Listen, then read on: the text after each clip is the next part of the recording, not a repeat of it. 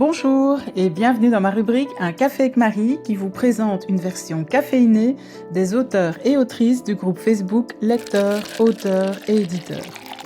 Aujourd'hui, je vous invite à embarquer pour un voyage un peu particulier. Un voyage où la mer n'est pas seulement un décor. Un voyage où les vagues portent les souvenirs, les blessures, les espoirs et parfois même les fantômes du passé. Installez-vous confortablement, prenez un café, un thé ou ce qui vous fait plaisir et partons ensemble à la découverte de l'univers de Marie Naval et de ses deux romans En mer, tout est possible et À perte de flot. Ce qui frappe immédiatement lorsque l'on découvre Marie Naval, c'est la sincérité de sa démarche. Son univers est nourri par son propre vécu. L'autrice a travaillé à bord de bateaux de croisière et a découvert ce monde fascinant que les passagers ne voient jamais vraiment. Derrière les couloirs élégants, les cabines impeccables et les paysages de rêve, il existe un autre univers. Un bateau dans le bateau. Des hommes et des femmes venus du monde entier qui vivent, travaillent, aiment, souffrent, se jalousent parfois et tissent des liens aussi forts que fragiles. C'est dans cet univers que nous rencontrons Maddy.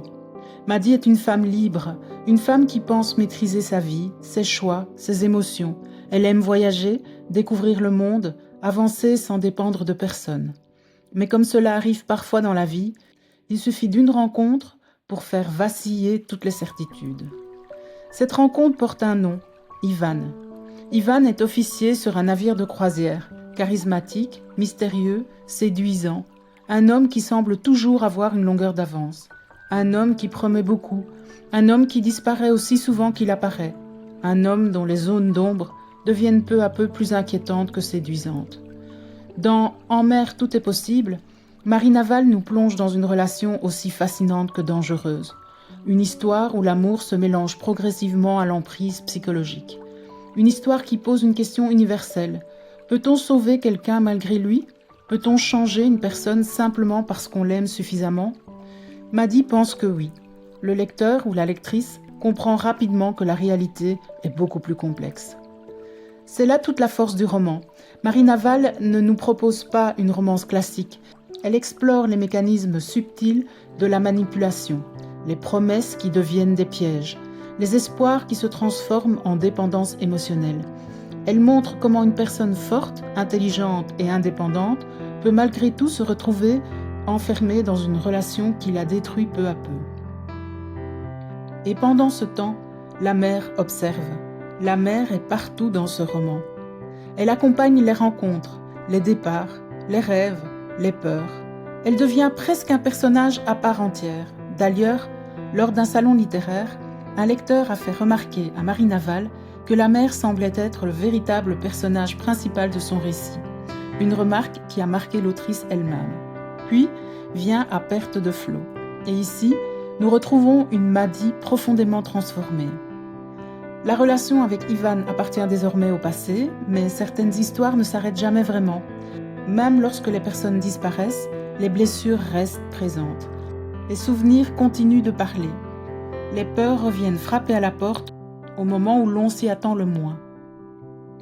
À perte de flot est avant tout un roman sur la reconstruction. Comment se reconstruire après une relation toxique ? Comment retrouver confiance en soi ? Comment réapprendre à aimer lorsque l'on a été blessé? Comment faire taire les fantômes qui continuent à vivre dans notre mémoire? À travers Maddy, Marie Naval explore avec beaucoup de justesse les conséquences psychologiques de l'emprise.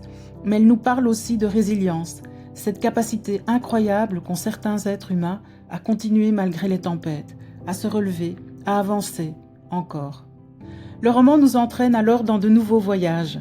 Venise, avec ses ruelles mystérieuses et ses masques, les côtes bretonnes, les îles britanniques, les paysages marins qui deviennent autant de miroirs de l'âme humaine. Et comme dans le premier livre, les personnages secondaires jouent un rôle essentiel. Ils ne sont jamais là pour faire de la figuration. Ils portent en eux aussi leurs blessures, leurs secrets, leur culpabilité. Certains cherchent à tourner la page, d'autres tentent simplement de survivre à leur propre tempête intérieure. Ce qui relie tous ces personnages, c'est cette quête universelle, trouver enfin un endroit où déposer ses peurs. Ce qui rend également l'écriture de Marie Naval particulièrement attachante, c'est son amour du voyage. Avant même de créer une intrigue, elle part souvent d'une photographie prise lors de ses propres découvertes du monde. Elle imagine ensuite les couleurs, les paysages, les émotions, puis laisse les personnages prendre vie. Elle dit même que ce sont parfois eux qui lui soufflent la suite de l'histoire, et cela se ressent à la lecture. Les lieux sont vivants. Les falaises d'Angleterre, les canaux de Venise, les quais de Saint-Malo, les bateaux, les ports, les tempêtes, les couchers de soleil sur la mer deviennent des décors profondément incarnés. Mais au-delà des paysages, Marina Wall nous parle surtout des êtres humains, de leurs failles, de leurs contradictions, de leurs espoirs, de leurs erreurs et de leur incroyable capacité à continuer malgré tout. Une phrase résume particulièrement bien l'âme de cette duologie. Lorsqu'on regarde sa vie passée, on croit voir sur une mer déserte la trace d'un vaisseau qui a disparu. Cette citation de Chateaubriand accompagne À perte de flot et résume à merveille le parcours de Maddy. Nous ne pouvons pas revenir en arrière, nous ne pouvons pas effacer les tempêtes traversées, mais nous pouvons continuer à naviguer.